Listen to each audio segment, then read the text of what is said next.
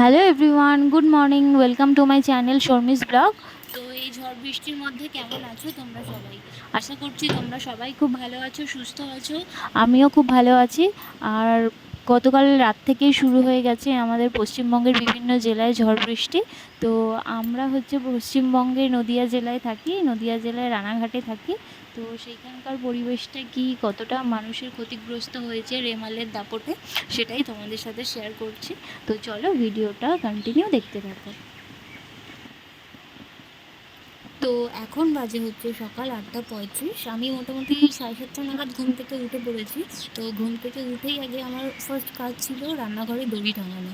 তো তোমাদের আগের ভিডিওতেও বলেছিলাম যে আমাদের রান্নাঘরের এখনও কাজ চলছে।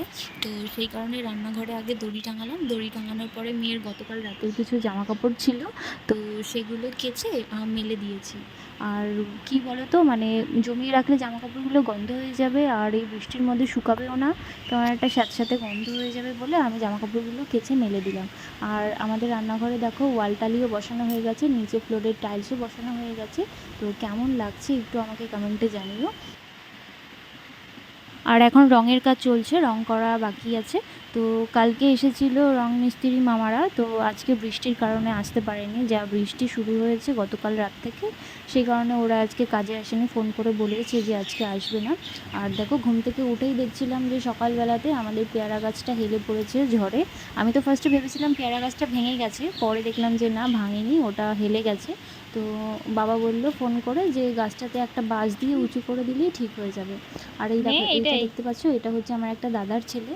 তো আমাকে ফোন করে সেই দাদাটা বললো যে তোদের বাড়িতে এক্সট্রা ছাতা হবে, আমার ছাতার একটু দরকার, এক জায়গায় যাবো। তো আমি বললাম যে এক্সট্রা ছাতা বলতে আমার লেডিস ছাতা আছে, সেটা যদি তুই নিয়ে যেতে চাস নিতে পারিস।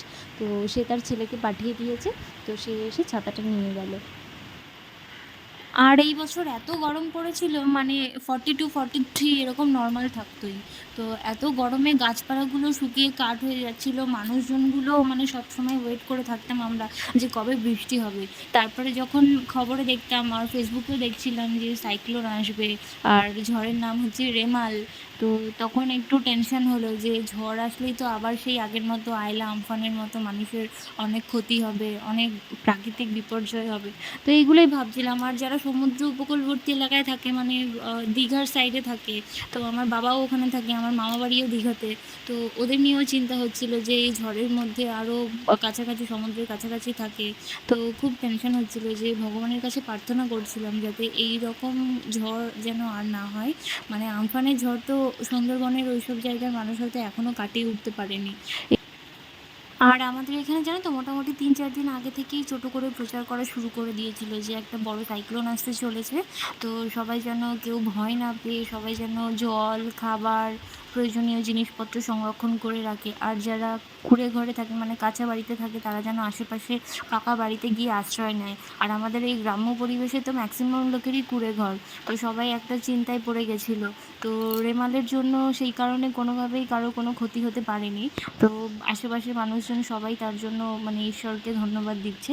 আর দেখো একটা জিনিস খুব খারাপ লাগছিল, যে এই সামনে ট্রান্সফরমেশনটা দেখতে পাচ্ছ, তার উপরে পাখি একটা বাসা করেছিল, সেই বাসাটা নষ্ট হয়ে গেছে। তো তো এটাই ভাবছিলাম যে যারা ফুটপাতে থাকে বা যাদের বাড়িঘর নেই, রাস্তায় থাকে, তো তাদেরও যেন কোনো ক্ষতি না হয়।